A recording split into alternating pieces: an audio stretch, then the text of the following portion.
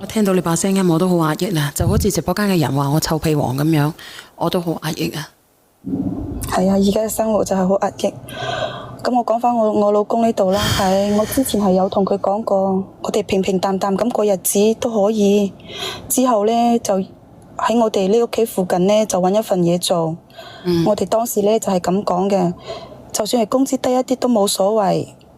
因為呢，我自己一個人喺屋企帶女啊，我個女有時唔舒服，從來都係我自己喺屋企照顧噶。哦。咁甚至乎有時候呢，我自己病咗都係一個人。我見到人哋都有老公，我真係好心酸啊。咁你老公呢？我老公好耐先返一次嚟咯，佢好遠嘅地方做嘢。哦，所以你好難受係咪？因為呢，自己需要嘅時候呢，自己老公又唔喺身邊。係見到人哋出雙入對，我自己一個人孤零零咁喺醫院吊嗰啲針水，睇到人哋隔離嘅老公斟茶遞水，我就諗下，我就真係好心酸。咁後尾有一次呢，我又係唔舒服，去咗睇急診。你知唔知嗰次呢，我遇到我同學。遇到佢做乜嘢？咁我同學呢，當時就陪佢阿媽去睇醫生嘅，咁就傾咗起身嚟咯。之後我哋就經常傾偈啦。傾咩啊？咩都傾啊，就經常傾下傾家常啊。小媛姐姐，你知唔知道啊？感情真係好奇妙噶。有時候我哋傾耐咗呢，真係對彼此都有依賴噶，好似一日唔傾呢，都會渾渾噩噩，好難受咁咯。而且呢，佢又對我好好喎。只要我有邊一日心情唔好呢，佢都會諗辦法氹我開心噶。點知？你聽我講，我聽出你把聲音啦，你係喜歡咗呢個男嘅係咪啊？係有啲。點知乜嘢？點知後尾呢，我就同佢偷偷地去約會咯，偷偷地喺埋一齊啊，知唔知啊？我知道我唔應該係咁樣做噶，但係呢，我真係控制唔到我自己啊，小媛姐姐。點解啊？我同你講啊，小媛姐姐，我都係個女人嚟噶嘛。我當時先至30幾歲啊，我今年呢先至36歲嘅咋。我老公呢，佢每個月呢先返嚟兩三次啊。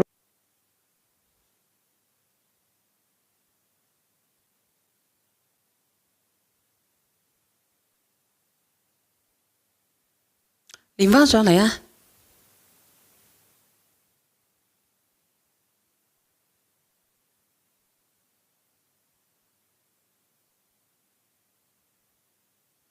啱先有小朋友叫你係咪？係啊，我個仔揾我啊，所以你話係咪有時好心酸啦？小朋友揾我嗰時候就係得我自己一個人解決，冇人都幫到我。所以我諗下，我老公去得咁遠啊，我真係作為一個女人，我真係承受咗好多嘢啊。咁你注意喎，如果有小朋友嘅聲音嚇，如果唔係嘅話，我封嘅喎。你方唔方便㗎？唔好意思嚇。佢揾你。係啊，佢揾我。咁講啦，講啦。咁你都知啦，我係一個女人仔。講真啦，我老公佢有時候2個月先返嚟一次，有次啊，佢甚至幾個月先返嚟一次啊。老實講啦，有時候即係作為女人，佢幾個月返嚟先屌我一次，就一次咁大把，所以我就覺得我同佢感情唔知點解就越嚟越淡啦。咁你講啦，繼續講啦，我都唔知講啲乜嘢好，聽到你咁樣講。咁因為長期分居呢，再加上我又一個人長期帶住我個仔，我真係癲啦！你知唔知啊？我已經對佢好陌生啦。有時候啊，佢想屌我嗰時候啊，我都覺得即係對佢有一種抗拒嘅感覺啊。可能你係唔中意佢，可能即係生理性反應唔中意。係啦。咁但係呢，我一諗到呢，一離婚啊，我對我細佬哥嗰啲傷害呢，我又唔敢嚟喎。咁你即係你要顧全好多咯，顧全頭家咯，係咪？係啊，咁有時候呢，其實佢都有佢嘅長處㗎。佢呢就每個月都會將佢啲工資俾我㗎。咁我阿爸阿媽身體佢又唔好喎，我細佬呢有時候唔生性，咁我偶爾呢都會攞啲錢嚟補貼我外家㗎嘛。咁佢就會隻眼開隻眼閉咯。咁其實你咁即係話咧，呢個男人咧，除咗俾唔到情緒價值你咧，佢其實金錢啊各方面咧，佢都係俾到你嘅，係咪？係啊，所以我而家真係好猶豫啊。猶豫啲乜嘢？但係我個同學對我真係好好，我真係好難取捨。點好法啊？咁我同我個同學呢，佢都30幾咯，係咪？咁佢有時候都帶我出去約會啊，都俾到好多嗰啲物質俾過我㗎。所以呢，我就勸佢啊，佢咁好，我話我哋結束呢段感情啦。即係點結束？即其實你哋係有好過㗎，係咪？有好過㗎。你係點樣去點樣去出？你係出咗軌嘅係咪？其實係啊，小燕姐姐。你係點樣約佢出軌嘅？你咁都夠膽嘅？係佢約我約下，咁我推1、2次，咁我又覺得咁高鬥咩？咁咪一嚟二往。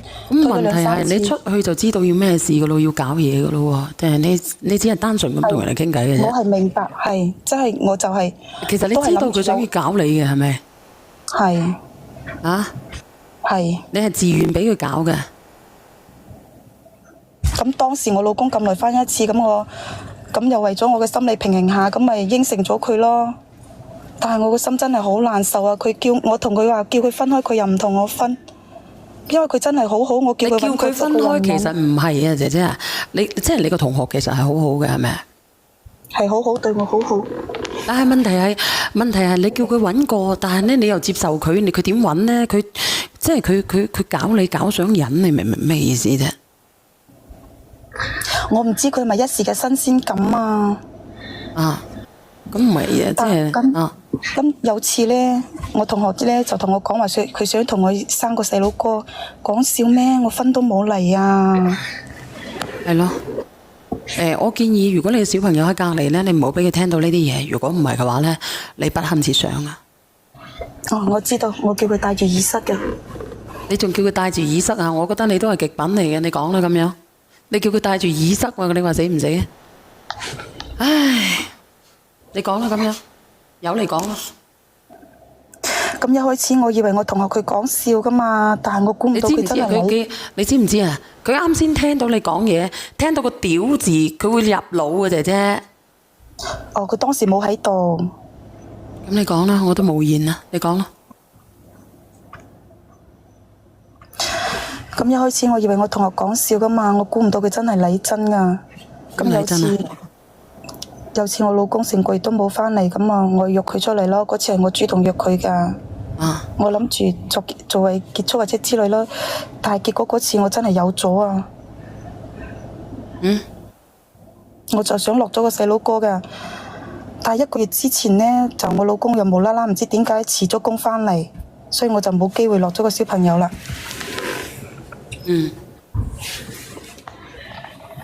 聽唔聽到小燕姐姐？你等等我啊！你好平常心。我覺得姐姐身在福中不知福，姐姐你身在福中不知福。姐姐你個男同學有冇家庭㗎？冇家庭嘅。佢有冇話諗住娶你啊？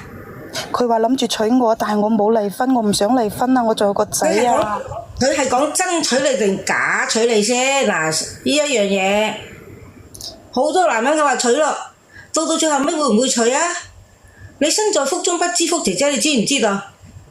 我知啊，但係我已經係咁造成而家咁樣啦，所以我先咁迷茫。有咩迷茫啫？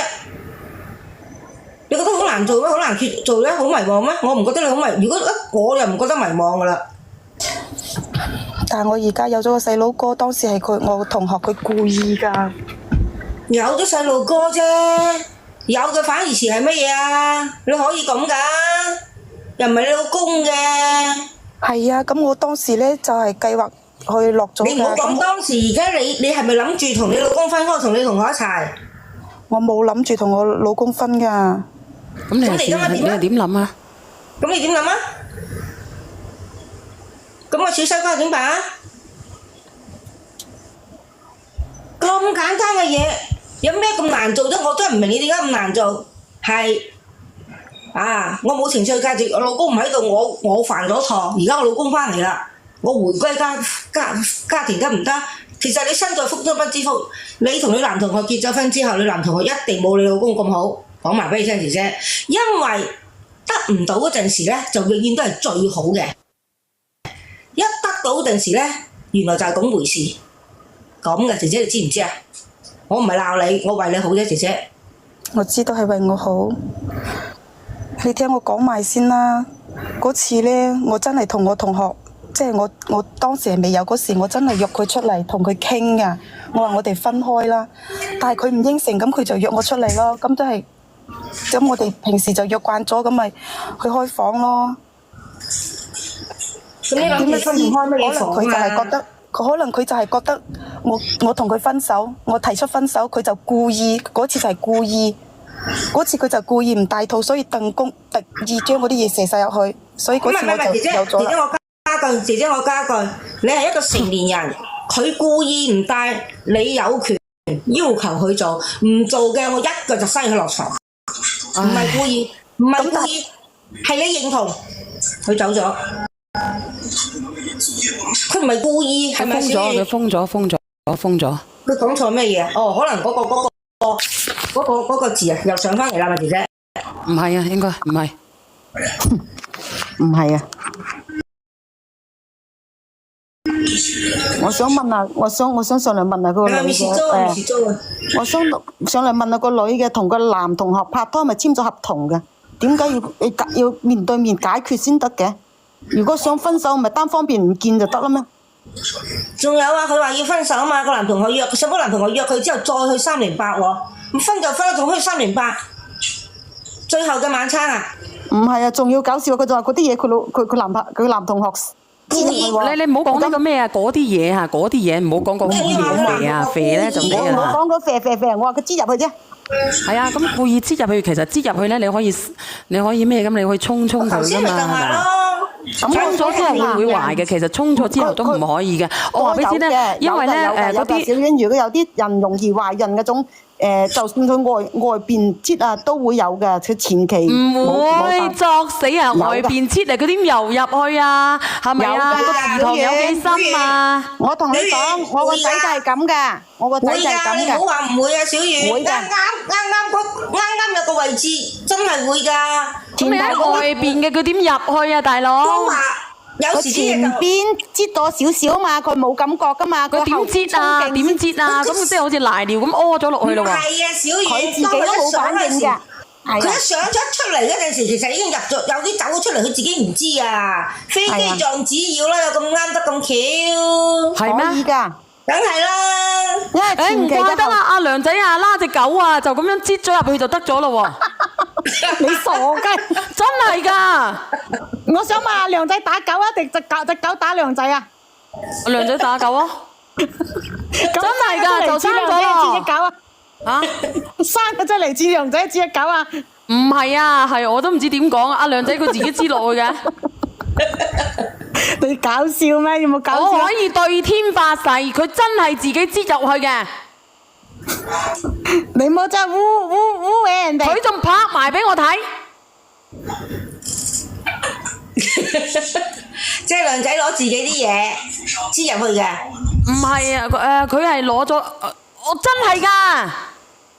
而家就問你係咪梁仔攞自己啲嘢咧入去？小月。佢自己擠入去嘅。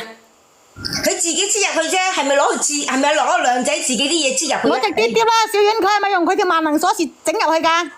唔係啊，佢攞嚿嘢整入去㗎。係啊，佢用嚿嘢整入去。你真係搞嘢話，你梁仔用過講到越嚟越過分啦！你如果係啊點啊？你哋講到越嚟越如果係啊點啊？我哋過分啊，係小婉講嘅，梁仔我發誓，佢真係擠入去嘅。我講下係點樣情況啦。咁我帶咗去嗰個狗場嘅時候咧，揾隻公狗嘅，跟住然後咧就唔好俾佢乜嘢，但係咧就模仿嗰種動作，然後跟住你唔好模仿，你唔好講呢個瘋鳩頭啊！模仿某乜嘢動乜嘢作咁樣得啦。啊，你係模仿咗佢，然之後你自己擠咗入去，你話唔認？唔係，跟住係整咗落個膠袋之後咧，然後咧再攞個桶，跟住裝咗落去，跟住再。佢係願意㗎，阿Gigi係願意嘅。係啊，隻我已經改咗名啦，我唔係叫 Gigi，我而家叫 Lucy 啊。唔好賴我啊！唔係我係只不過係攞另一隻狗，唔係攞我嘅嘢啊！我落翻去吓，唔好賴我啊！係嗱，係真係嘅啦，佢嗰隻狗叫 Gigi 嘅，但唔係我已經改咗名叫 Lucy 啦啊！小遠嗰啲唔係靚仔啲嘢，係係嗰隻狗嗰啲嘢，你講清楚。係冇錯。你應該講阿靚仔帶個豬字去配種，唔好話靚仔擠入去丟你老屎佢係仔。自己知嘅，佢係自己知，但係唔係自己啲嘢啊嘛，小遠，係啊意思都唔同啦。冇錯，唔關我事噶，我同佢唔係兩公婆嚟噶，我唔係同佢兩公婆嚟噶，我唔係噶。我係講事實咋，所以你哋話佢點解你話冇理由無啦啦咧，佢就會咩噶，係咪先啦？就係咁樣咯。會㗎，我同你講，小遠，當佢一諗住一殺嗰陣時出嚟，點知道已經入咗去，入咗少少出少少就係嗰少少有用，你知唔知啊？唉，我都好難受啊！一聽到呢啲咁樣嘅達美事件咧，我就難受嘅。小遠，啊！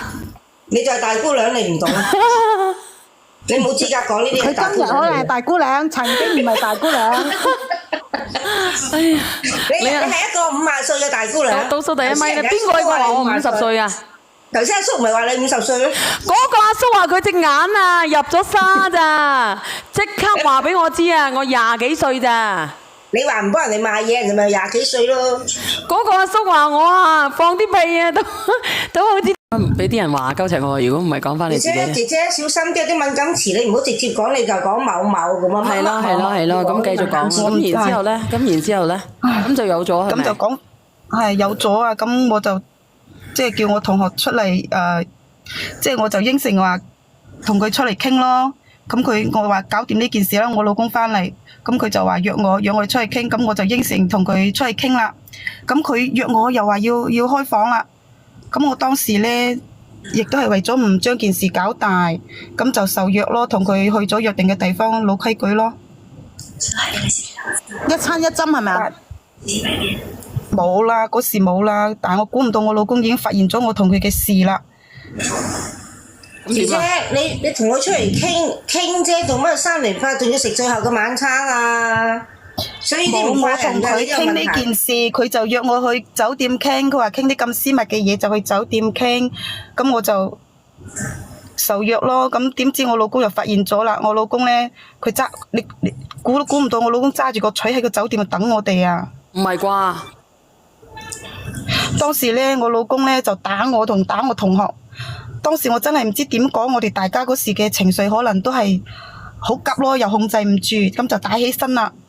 我同學呢，佢當時可能又係即係衝口而出啦，因為當時大家嘅脾氣都已經控制唔住啦。個同學就直接同我老公講話，我已經有咗細佬哥啦，仲話我啊要同我老公離婚，同佢一齊。但係我根本冇講過，係咪姐姐？我老公當時就好激動啊，我嘅小圓直接就攞錘揼傷咗我同學個頭。嗯。當時呢，酒店嘅人都已經報咗警噶啦。我諗呢，我而家連上嚟應該都有人識得我噶。我而家真係唔知點算啊！係咪你老公入咗嚟？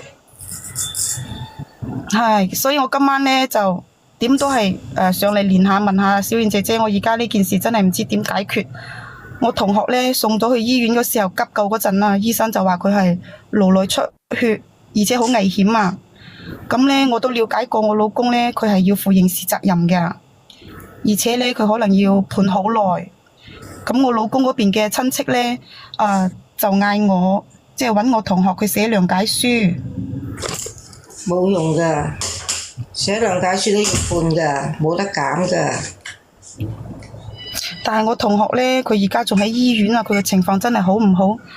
再加上呢，就已經使咗好多錢啦。小燕姐姐，我真係唔知點算啊！你認唔認為呢件事係你自己主要責任啊？我都有啲咯，但係係我老公你有有啲係衝動啊！主要，你有啲唔係有責任啊？啲。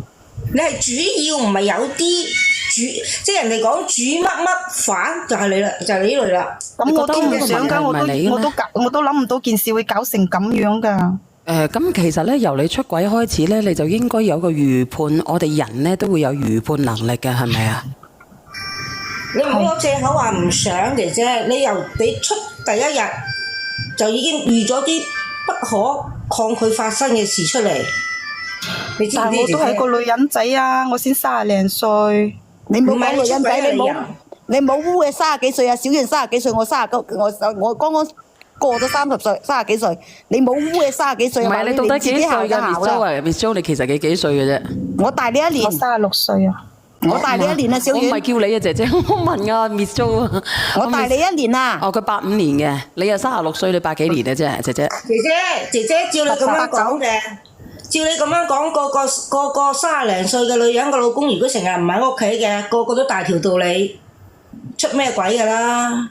係咯。唔係話你30幾歲，咁我老公你有時除咗俾工資俾我，佢其他啊，我生活上啊，佢都幫唔到我啊嘛。問題姐姐嗱，我問你啦，如果我所有嘅情感價值都俾唔到你，俾到你，但係我俾唔到錢你，咁你往後會點算呢，姐姐？呢個世界上呢，我話俾你知，而家點解咁多女人會慕強呢？為嘅係乜嘢？我想問下直播間嘅人。我想問下直播間嘅人，點解我會勾三搭四？點解我要出軌？點解我要慕強呢？並唔係因為我怕寂寞，係因為我驚住我冇錢，我老公我冇本事，我要揾個依靠。俾晒份工但係我老資，你公一個月先返嚟一次啊佢翻嚟一次嘅，你可以過去揾佢噶嘛，再唔得嘅，你可以揾下嘢嚟震噶嘛。點解你要揾人哋去震呢？佢仲要大條道理喺度講，哇！姐姐你到而家你都未知自己錯，你而家上嚟都唔怪你自己錯，仲問小丸你點辦？點辦？你哋而家點辦？住股乜嘢情呢？係出人命嘅呢？你哋自己終於知嘅啦。嗱，而家咁樣嗱，你知唔知佢點解用攞個錘呢？點解你哋會點解呢個哥哥呢會衝口而出咁樣講咗你有咗呢？係點解呢？你要知道喎，呢兩個男人係俾你害嘅，因為你冇邊界感，你唔單止冇邊界感啊！你明啊？我覺得你老公翻嚟突然間辭咗工翻嚟，唔同你講，我覺得其中呢段時間你絕對係俾到苗頭，俾到咩俾你老公發現到嘅。如果唔絕對係係嘅，或者控過你，或者問過你，或者感受到過你。係啊，要你老公辭工，你同佢講咗話，叫佢走附近做嘢，佢都唔肯。突然間每個月嘅錢俾你，俾足安全感你金錢。但係你仲肯定絕對係好，一直以嚟俾到你老公嘅所有嘅態度，所有嘅嘢都係唔好嘅，人哋就有所察。嗱，你睇下呢個叫做良子嘅呢個朋友仔話你試下我老公每個月俾晒啲工資我嗱，話知佢9年咪翻嚟啊！佢咁講。係啊，我都咁係認為啊，話俾你知啊，我都係咁啊。咁咪就係咯，如果佢我老公唔翻，我一個月最多見一次。咁你知道㗎啦，日頭無論點忙，但係夜晚黑咁始終都會有啲寂寞㗎嘛。咁我哋而家傾下傾下，又傾到有啲依賴感啦。呢個姐姐已經入咗心。寂寞啊，姐姐你哋唔知啊，唔好攞呢啲嚟做藉口。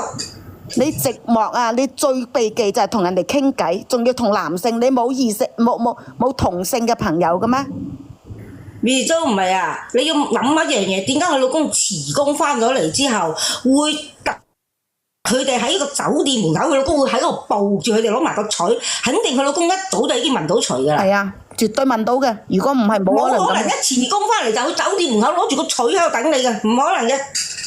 中間期間你老公辭咗工翻嚟期間，你仲絕對係有同你嘅男同學出過去，只不過你輕描淡寫咁略過咁講啫。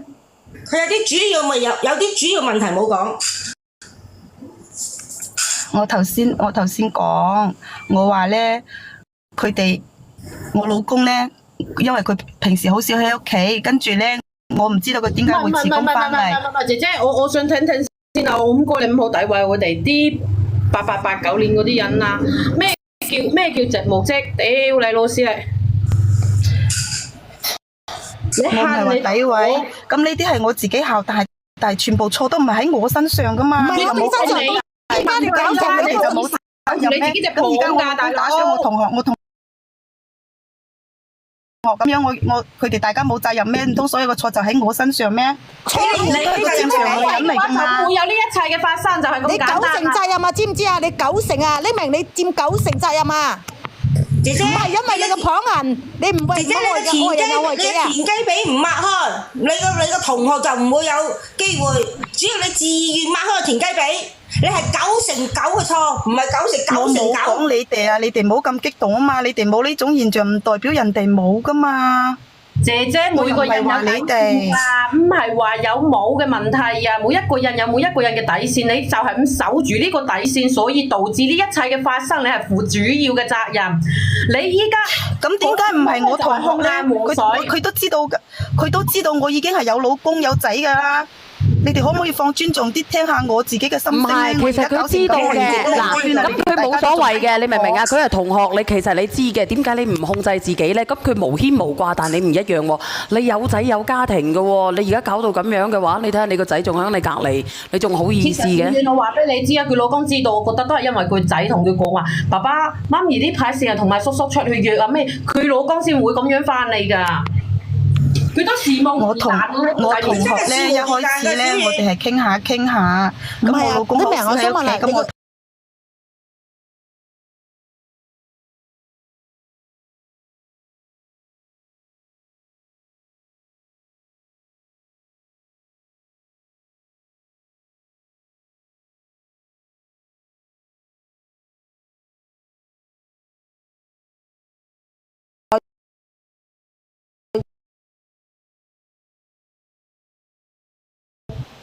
得姣嘅女人，得姣嘅男人亦經歷過柴米油鹽，就唔會有嘈鬧。我唔想講其他嘢啊，姐姐，我仔唔知道呢啲嘢㗎，我仔而家都唔喺我身邊啦，我都唔想大家認出我，因為嗰件事已經好多人，當時已經好多人在場，我而家連咪上嚟咧，就係想問小燕姐姐㗎，我只係想解決問題，好唔好？你想點樣解決啊？其實你想解決啲乜嘢啊？你想解決咧？你解決乜嘢啊？賠錢啦，定係咩問題啊？寫求情書啊，定係點樣？應該嗱呢個你要問小律先得㗎，問我唔得。因為咧你要寫你要寫諒解啊，你要求人哋寫諒解，等你老公咧放寬限處理嘅，但係你要賠好多米嘅，老實講，賠好多米。小燕唔好意思，我想睇公屏有個夢層啊，我想佢連上嚟睇下啫。我哋40歲更年期，我丟那星你嘅更年期。40歲未㗎嚇，未收㗎嚇。係真係嘅，唔係嗱，阿姐姐，直播間朋友仔有冇熟讀民法典嘅朋友仔？有嘅，可唔可以打出嚟？就算佢寫諒解書，佢可能係判輕啲嘅，佢得到家屬嘅諒解係咪？唔可能㗎，小燕。如果有情緒心，佢有諒解書。你聽我講，佢有諒解書，佢係會輕判，但係一樣檢察院會起訴㗎。呢個係走唔甩嘅。佢會起訴，但係會輕判咯。如果好重嘅話咧。會輕判，但係姐姐，我想同你講，你屋企有冇咁多錢去配備呢個傷者先？我屋企係冇咁多錢，跟住咧，我同學嗰邊嘅親戚咧話如果我賠啲錢啊，跟住咧寫諒解書咧，但係都可以寫諒解書俾我，但係咧就一定要我將呢個 B 生落嚟。咁咪就要協商咯。咁咪要協商咯。如果我同學咧，佢真係一世就係咁啦，佢哋仲話要我離婚照顧我同學。但係我有仔㗎，我仔仲咁細。頭先我都已經講咗啦，你哋都聽到啦。你而家係想逃避責任，人哋係想你孭翻呢個責任，因為呢件事係你搞出嚟嘅。你係害咗2個男人，講真嘅，你而家係害到2家人咧都家散人亡啊！你明啊？如果係佢話叫你，如果佢個仔係咁，就叫你去離婚服侍個仔，我覺得係你係最啱就係呢個選擇啦。唔係，我想問下你哋啊，直播間嘅朋友仔，如果係你做媽咪嘅，你會唔會要求佢咧？你當初西行嗰時你又唔諗到你同你老公嘅仔？當初依家要你叫你負責嘅時候，就諗到你個仔。姐姐，你最好睇睇進入咗公眾咧，諒解書係檢察某院係唔收嘅，你最好就查揾個小律，因為咧呢度咧又唔可以我哋私底下解決咩？咁佢屋企人其實我想問一下你姐姐呢件事，你發生有幾耐先？如果過咗37日幾日？37日嘅話，你份諒解書係冇用噶咯喎。有啲咁嘅講法嘅咩？係啊，因為37日嘅話，檢察院就自動會起訴噶咯喎呢件事。你老公入咗幾耐啊？但係而家仲未夠1個月。咁你就而家未夠1個月，同人哋去協商㗎。姐姐，如果檢察院起訴佢就冇用嘅。佢解決唔到呢件事啊！佢就係佢嘅親戚而家喺度，佢屋企人喺度講咯。就喺度協商緊，我同學而家佢好嚴重啊！我覺得你情況亦都唔係好好。冇錢要人冇人，咁你依家行上，你叫個小院行去幫你頂佢生嘅。唔係啊，其實我講真啦，如果佢有咩事嘅，你呢個邊個啊？你呢個男同學有事嘅話咧，佢可能要打靶嘅，李先生。如果係咁樣嘅話咧，你唔係人嚟㗎啦，唔使講啦。小遠，你覺得佢係人咩？佢都話佢自己冇乜錯，唔係佢錯啦。你好啊，我哋而家老頭同埋明明。你哋講到我都唔知點算啊！嗱咁樣，你依家咪未有嗰個唔係㗎，唔係㗎嗱。如果你個邊個啊？如果你嗰個同學係有乜嘢事嘅，萬一有乜嘢事㗎嚇，咁佢係如果係好話唔好聽，佢走咗嘅，你大步攬過，你望佢大步攬過，你大步攬唔過嘅話咧，你大步攬唔過嘅會點算啊？直播間嘅人，好大件事啊！啊？咁就佢呢啲叫蓄意謀乜嘢㗎啦？啊，咁會點算啊？老公唔會真係要打靶吧？佢唔係有心㗎，佢當時係我同學刺激到佢，話又要講話我哋離婚啊，點樣同佢生嗰個細路哥㗎。咁佢可能都要冇某型㗎啦喎，打到佢頭㗎。佢係叫做激情犯某罪啊！呢個應該係叫。姐姐，你喺度，佢呢個叫錯手啊呢個女人真係害死兩個男人。如果我老公真係打靶，咁我點算啊？你真係我都唔知你點算啊！我話俾你知。小遠，我俾其他人上嚟。平常心，你識唔識嘅謀？咩叫謀啊？佢呢個屬於故意傷害啊！唔係故意啊，佢哋係錯手就即係語言激動，大家控制唔住個手。個罪名嘅故意傷害啊！哎呀，除過去嘅話，佢已經係蓄意㗎啦，知道嘛？你要睇個出發點，故意傷害啊！係啊，蓄意㗎啦，真係害死你老公。係我同學佢刺激到我老公先會咁㗎，我頭先已經講咗啦。咩叫謀？個謀字你解釋得到啊？你哋講下，阿平常心你係咪落去咧？我有個拎上嚟啊！你知道嘛？啊好，我有事，我落去。啊好。你自己生過嚟嘅係咪弱智嘅？冇啲咁嘅常識嘅咩？你唔係唔想同我同小西關，你點解唔食事後藥啊？嗱，你依家咁樣，咁你發生咗嘅事，我當時我都問佢點解要故意啊？咁你係咪傻啫？佢故意咁，你又張良計，你又事後你可以諗辦法㗎嘛？你咪咁傻。嗱，姐姐依家拗翻之前啲嘢冇得拗噶啦，你依家唯一個問題就係去解決佢先。第一個，你依家咪未過嗰個37日。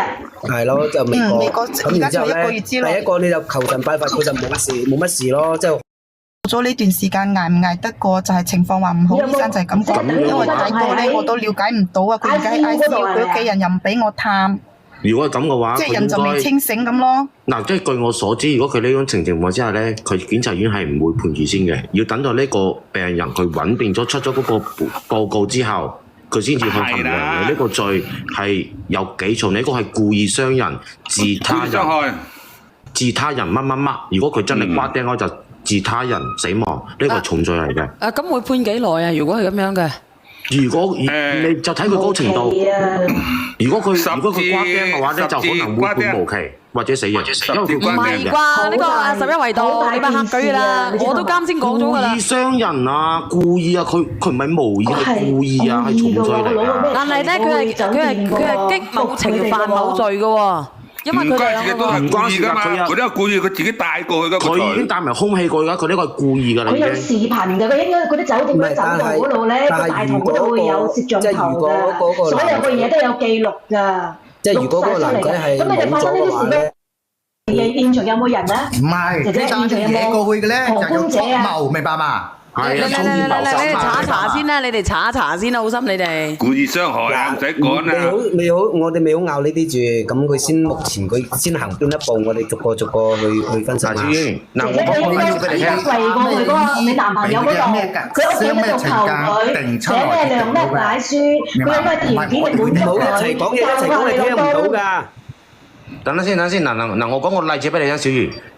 我以前有個同事，佢個仔，佢就去，佢都唔係主謀，佢都係副手嚟嘅，就去電，佢用過嗰啲電乜嘢去電傷個人之後咧，另外一個人咧就捅咗2刀，嗰個人就瓜釘咗。我同事嗰個仔判咗25年。哇！係啊，中捐係啊。因為咧佢嘅意思係話你已經帶埋嗰啲空氣過去，你係故意，係目標係好明確嘅，呢個就係故意係存在25年。咁而家佢哋咪盡量咯，我明白佢嘅意思。佢而家盡量就係想諒解咯，呢個姐姐。嗱咁樣，你依家你諒解之後遞俾法庭嘅，唔係遞俾檢察院嘅。嗱，你依家咁樣，你先搞掂咗嗰個男仔屋企人先，即係法律嗰啲。係啊，你快過去求人哋。咁然之後咧，最低求人哋啊！你用你個肚去傾咯，去講價咯，冇辦法㗎啦。佢依家有諒解之咧，佢就可能唔使瓜釘。佢會幫你嘅，即係佢哋而家就係因為我有咗個細佬哥，所以成日要我生落嚟先有諒解書啊，有其他嗰啲嘅。咁咪斷咗人哋嘅後生，唔好咁執幫人哋生出嚟傾唔落嚟啦。但係我而家4個月，你話要孕產咧，又好似。你冇辦法㗎啦，姐姐。如果你話你想咧，你想唔即係點講咧？你想你老公可能好過少少嘅，你就只能夠咁樣做咯。佢有乜嘢事嘅，你就同你老公拜拜，走翻過去照顧佢一輩子啦。係啊，你咪到時個月先問點解？你就賠償俾人哋咧，用你嘅餘生去賠償俾人哋咧。如果唔係嘅，人哋唔會放過你嘅。老實講啦。小圓姐姐，佢哋嗰邊屋企人要求我要賠50個啊，佢哋獅子開大口啊。咁你咪盡你能力要幫佢咯。我根本就冇能力去賠呢50個俾佢。你不如咁樣啦，你叫佢哋嗰邊嘅代表啊，或者你啲嗰啲家姐啊，或者啲親戚啊，可以連上嚟，好約個時間嚟傾下都得嘅。但係我覺得咧，人哋會好恨你啊！老實講啦。你唯有用個套去慢慢去講價㗎咋，其實。唔係阿豆。你冇乜時間考慮添啊！我講你知，你已經差唔多1個月啦，過咗1個月。冇用嘅呢個傾哥，你走去揾個小律啦。唔係啊，其實你要明白，人家仲未清醒，家屬冇辦法傾偈嘅。係，因為佢依家佢醫院佢未出嗰個診斷書出嚟，唔知佢決定佢係咩情況，你係。如果嗰啲人走，佢點傾啊？邊個咩啊？冇得傾嘅。如果佢瓜釘咗咧？係瓜釘咗真係無法想像。咁我同學都係過錯方啊，冇可能咩陣都係我老公啊嘛。咁你都有罪啊，姐姐。最錯就係你呢個女人啦，水性楊花後係，即係點講啊？係行到西咁個客。姐姐我都唔想㗎。你唔想，你想人家吉啊，明嘛？唔係姐姐，喂，我同你講，如果你個同學如果瓜釘咗嘅話，你都要入去坐啊！同你講啊。唔會啩？要。唔會嘅，而家係咩？要㗎，佢都有責任嘅，冇責任嘅，有責任嘅佢。呢個咧，你要問下小律啊。呢個真係要問下小律先得啊，姐姐。加上佢仲大肚添，度點會入去坐啊？佢換型啊嘛，傻嘅你。乜嘢？你個咁啊，又都唔同嗰單嘢，佢都冇參與。佢冇參與就係佢會調查，一定會有責任嘅。呢個姐姐，睇佢出位啫。就算我出去揾男人啊，呢啲都唔關我事㗎啦。兩回事嚟。佢哋衝動打起身嚟啊，真係唔關我事㗎。嗱，你話呢個女人如果你再嫁啦，如果關我事啊，我早就已經捉咗入去啦。你再嫁，你繼續嫁啦。你可唔可以幫我解決？究竟我真係要唔要落咗個小朋友啊？呢個你自己決定，因為咧呢個如果你4個月嘅係一條人命嚟㗎啦。仲有咧，如果你打咗嘅話咧，你要諗下嗰邊個後果喎。嗰邊嘅人係絕對唔會放過你嘅，特別係個男仔。如果佢有咩嘢事瓜釘咗嘅，如果佢哋屋企人無後嘅，或者得佢一個仔嘅，你就死直啦。